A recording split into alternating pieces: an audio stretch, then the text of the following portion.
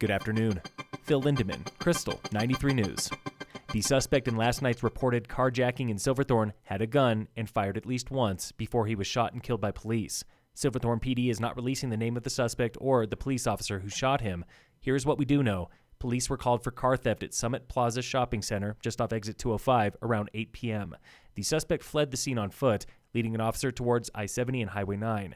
At one point, the suspect fired at least one round. The officer also fired, and the suspect was killed. No one else was injured.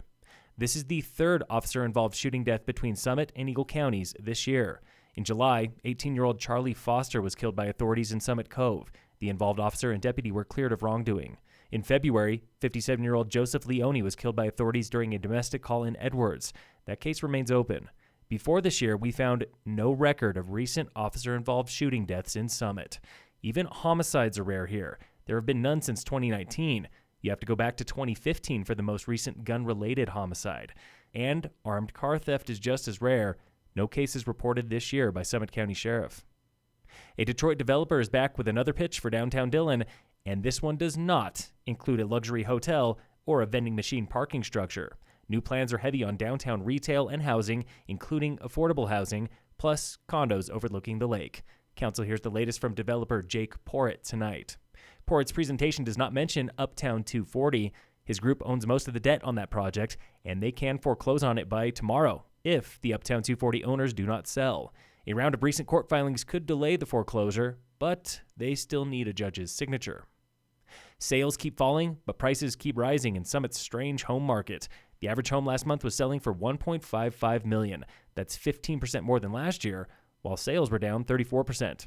Silverthorne and Wilderness were flipping the script on Breckenridge, selling more properties for more money, an average of $2.18 million per home up north.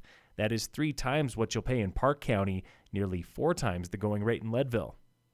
The local gatekeeper for affordable housing, the Summit Combined Housing Authority, needs a whole lot of love. The authority needs some tender loving care and some concentration of effort. That was Frisco Town Manager and Housing Board member Tom Fisher. We know what we want it to do both in the near term and in the long-term future. And one of those things is, for lack of better terms, the one-stop shop for those seeking housing. 2 other board members explain what's keeping the authority from getting there. Dillon Town Manager Nathan Johnson on fairness. Why can't we have the same lottery system or the same resale system across all jurisdictional boundaries in the county? Silverthorne Town Manager Ryan Highland on leadership. For a variety of reasons, it's been really challenging to maintain consistent leadership for that organization. All 3 agree these issues are confusing at best and devastating at worst for locals who need housing. Keystone's Kindred Resort is putting the roof on its first tower tomorrow. The West Tower is the first of 2 towers with a total of 95 luxury units and 3 restaurants. Opening day, though, it's still far away, 2025, when the attached hotel, ski school, and retail are ready. Coming back to Dillon this winter, $100,000 of downtown holiday lights and a whole lot of fun on the lake. Council is going over contracts for the Colorado Pond Hockey Tournament and the 2nd annual Lake Dillon Dog Sledding Race. Both will be most likely back here in February. Local fire dangers low today, still with no fire restrictions.